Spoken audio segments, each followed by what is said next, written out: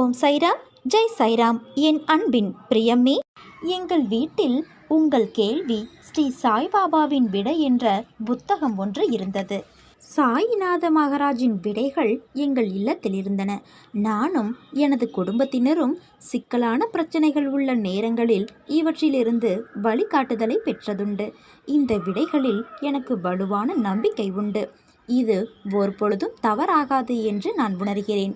இதை பற்றி தெரிந்த எனது சில நண்பர்கள் தீர்வு தேடி எங்கள் வீட்டிற்கு வந்து இவ்விடைகள் மூலம் நன்மை பெறுவது வழக்கம். இந்த புத்தகத்தில் 1 முதல் 720 வரை விடைகள் இருக்கும்.